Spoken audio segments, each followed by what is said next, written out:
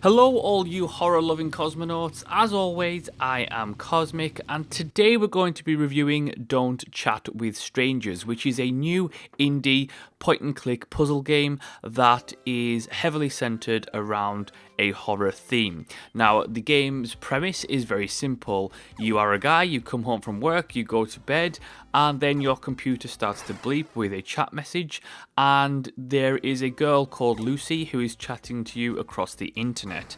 Turns out that Lucy is in fact a ghost and is trying to find various ways to kill you, and the idea is to talk with Lucy and figure out a way to keep her appeased so that she doesn't kill you.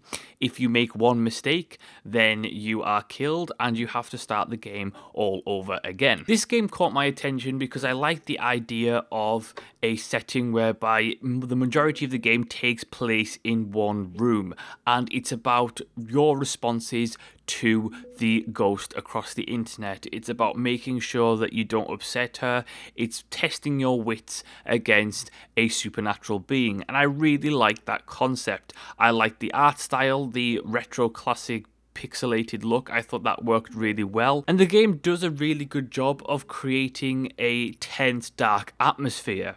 Now, one thing I did like about the game was the fact that it is very much a death simulator, in the sense that there are multiple ways you can die, there are multiple death sequences, the simplest of things can kill you, there are a majority of ways that you die depending on your responses, and that means that you have to start the game completely all over.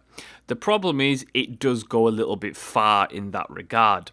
The greatest issue with this game is the fact that it has so much potential and an interesting idea, but it executes it very poorly. The biggest mistake that the game makes is in the chat sequences itself. Now, basically what happens to your character, whether you live or die, completely depends on your responses to Lucy.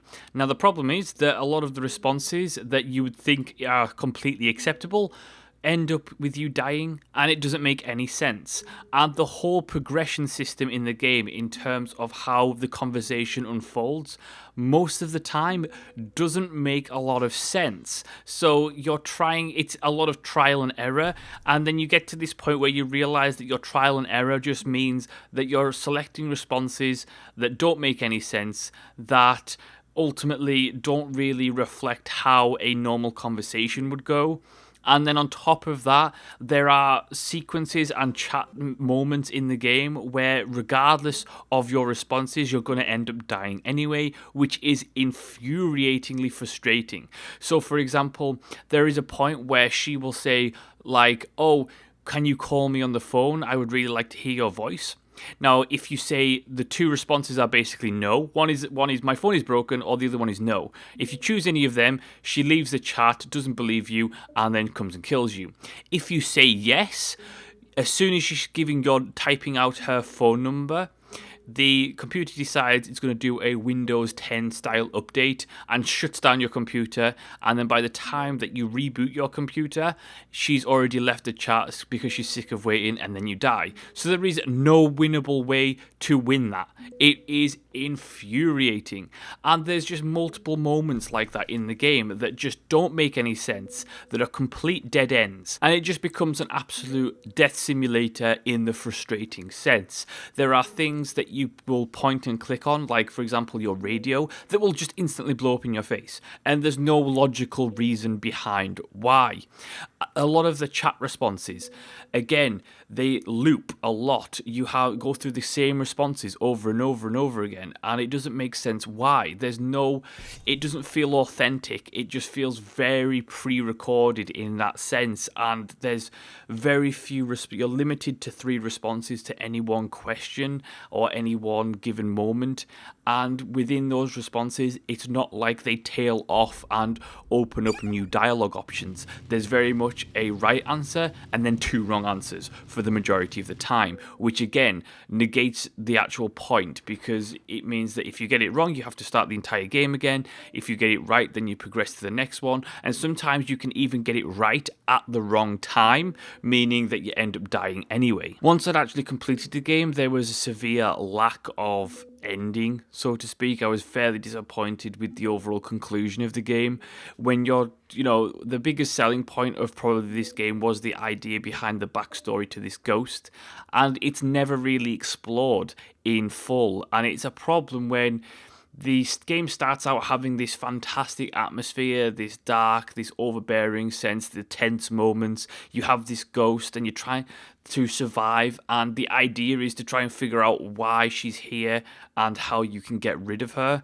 But the game never really delves into that. And there was so many interesting ways that you could have potentially taken this game, and it took none of those routes. It took none of them. What it just becomes is there's a specific way to complete the game, and every other option means death. And it's that simple. And for me, the problem is when it gets to that point is the fact that you've no longer got an interesting game with various multiple dialogue options, and especially when the game is 90% dialogue. When you don't have multiple ways to, understand what's going on, multiple options to try and get possibly multiple endings, instead there's just one single way to do it and every other option is death, it becomes a highly frustrating experience that at its core, a lot of the options and dialogue choices don't make a lot of sense, and it becomes then at that point a very frustrating experience for players that, for me, the only reason that the game lasted as long as it did, which was around 4 hours, was the fact that you have to play the game trial and error. There's no other way to do it. If you try and use logic, if you try and use reasoning, you're going to die. You just have to complete trial and error it, and by the time that that's all done, then you will have the ending, and that's it. It's a real shame because the game had so much potential. It had a really interesting atmosphere, it had some really nice visuals, some really nice sound effects, and it had a really interesting premise, but it just took all that and did absolutely nothing with it, which is a real shame. For me, $5 for this is certainly not worth it. I don't think it's worth it for the frustration and for the single reason that the core of the game is about dialogue, and the dialogue choices don't make any sense. The progression of the game doesn't make any sense, and the trial and error needed to actually complete the game is more likely to frustrate people and leave people with a bad taste in their mouths rather than it is to satisfy anybody, regardless of if you enjoy point-and-click puzzlers or not. If the developer had created something that had multiple branching dialogue systems, that it had created multiple endings and a response system that made sense, that you could lose logic and reasoning depending on how much you understood about this, what this girl wanted, because it's very clear that she wants, to be appeased. She wants to let you need to let her win at things so that she feels in control. And if you had reflected the entire dialogue around that, then the game would have been a much more satisfying experience. But even while you're trying to do that in this game, as it currently stands with the dialogue system in place, you still end up dying the majority of the time anyway. So for me, I cannot recommend it. I think that if it had been a different game with a better dialogue system and multiple endings, then it would have been worth looking into for some people.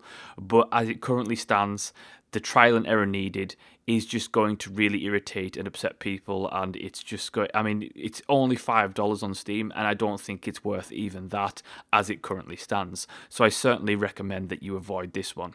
And that is my review for Don't Chat with Strangers. Thank you so much for watching and listening. If you enjoyed the video, please let me know in the comment section below. Hit the like button, make sure to subscribe, and as always, I will see you next time.